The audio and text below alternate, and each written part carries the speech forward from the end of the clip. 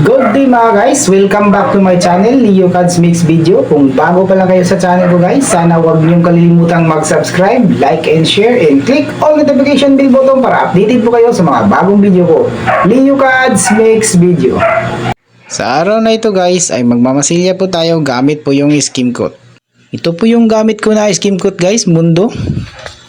Papakita ko po sa inyo kung paano natin to mamasilya ng skim coat guys. Unang gagawin natin, siyempre, maghahalo po tayo ng skim coat. Gamit po natin yung barina na may panghalo na metal. Ito po yung skim coat, nilalagyan lang po natin ng tubig guys. Ang pagtimpla po ng skim coat guys, nakadepende po kasi yan sa pintor na gusto nyo bang medyo malapot o mabasa-basa. Pero para sa akin, mas maganda po yung malapot guys para maganda po yung ating pagpapalitada. Unang pagpapalitada guys, dapat uunahin po natin yung mga join ng Hardiplex. At saka lahat ng mga nilagyan natin ng flexiban na may kahalong simento guys, yun po dapat natin uunahin.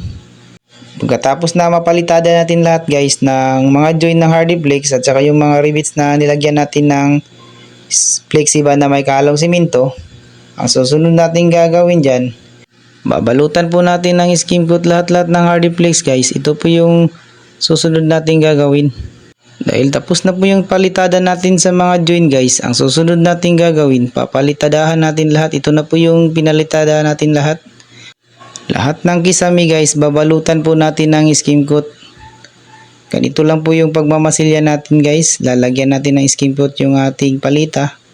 Tapos patagilid po yung pagmamasilya natin para malagay po yung lahat na skim coat sa ating Hardiplex.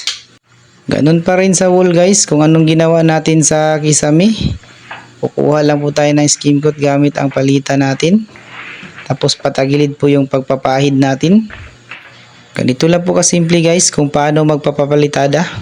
Kukuha lang ng skim coat gamit ang palita. Ipapahid lang po natin patagilid. Ito na po yung natapos natin sa araw na ito guys. Wall na Hardiplex at saka yung kisame na Hardiplex.